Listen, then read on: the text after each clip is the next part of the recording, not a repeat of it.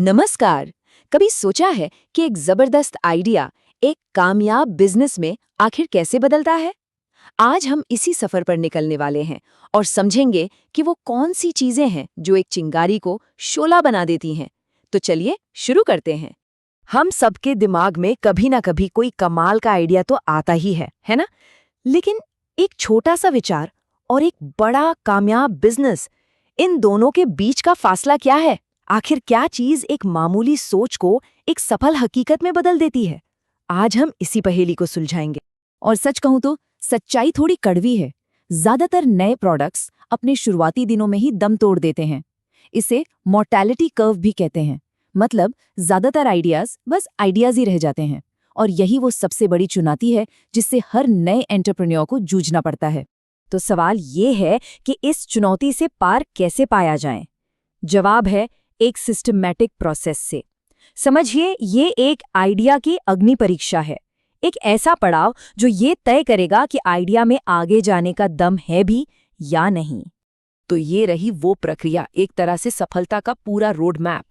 देखिए, आइडिया सोचने से लेकर मार्केट को समझने, टेक्नोलॉजी और पैसे का हिसाब लगाने तक हर एक कदम बहुत जरूरी है। अगर इन स्टेप्स को सही से फॉलो किया जाए तो उन आम गलतियों से बचा जा सकता है जिनकी वजह से अच्छे अच्छे स्टार्टअप्स भी फेल हो जाते हैं। और एक बात साफ कर दूं, इस पूरी प्रक्रिया का मकसद किसी की क्रिएटिविटी को मारना बिल्कुल नहीं है। नहीं, इसका मकसद है आइडिया को एक मजबूत ढाल देना, ताकि जब वो बाजार में उतरे तो उसके जीतने का चांस सबसे ज्यादा हो। ठीक है, तो अब चलते हैं अगले हिस्से पर। बात करते हैं उस एक चीज की जो किसी का भी सीक्रेट वेपन बन सकती है, और वो है कोर कॉम्पिटेंस, यानी मुख्य क्षमता। ये वो चीज है जो भीड़ में किसी को भी सबसे अलग खड़ा करती है। तो ये कोर कॉम्पिटेंस आखिर है क्या? आसान भाषा में कहें तो ये वो काम है जो कोई भी टीम बाकियों से बेहतर करती है। हो सकता है ये टेक्नोलॉजी की समझ हो या फिर डिजाइनिंग की कला, कुछ भी हो सकता है। और ये समझना बहुत जरूरी है कि अपनी इसी ताकत पर बिजनेस खड़ा करना क्यों इतना फायदेमंद है। सोचिए, सब कुछ शुरू से नहीं सीखना पड़ेगा। जो काम होगा वो बेहतरीन क्वालिटी का होगा। मार्केट में एक अलग ही पहचान बनेगी।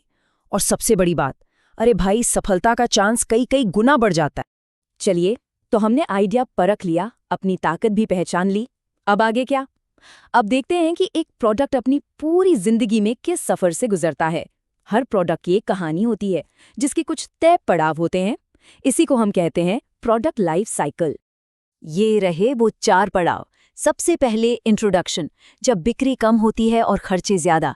फिर आता है ग्रोथ का दौर, जब बिक्री रॉकेट की तरह ऊपर जाती है। इसके बाद आती है मैच्योरिटी, जब सब कुछ थोड़ा ठहर सा जाता है और कंपटीशन बहुत बढ़ जाता है। और आखिर में आता है डिक्लाइन, जब मांग गिरने लगती है। ये एक कामयाब प्रोडक्ट की टिपिकल कहानी है। लेकिन यहाँ एक बहुत बड़ा लेकिन है। कड़वी सच्चाई ये है कि ज्यादातर प्रोडक्ट्स ये सफर कभी पूरा कर ही नहीं पाते।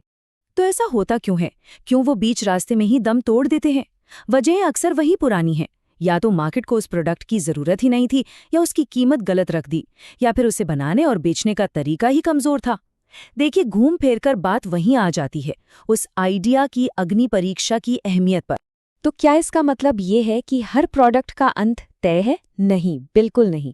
और यहीं पर एंट्री होती है लंबी सफलता के असली हीरो की, और वो है इनोवेशन, यानी नवाचार। देखिए, क्रिएटिविटी और इनोवेशन में एक बहुत बड़ा फर्क है। क्रिएटिविटी है एक नया आइडिया सोचना, ये एक चिंगारी की तरह है।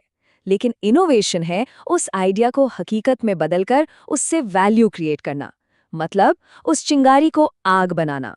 और इनोवेशन का मतलब सिर्फ एक नया प्रोडक्ट बनाना नहीं होता। नहीं, अपने प्रोडक्ट के फीचर्स को बेहतर बनाया जा सकता है, सर्विस देने का तरीका बदला जा सकता है, प्राइसिंग में कुछ नया किया जा सकता है, ग्राहक का अनुभव बेहतर बनाया जा सकता है।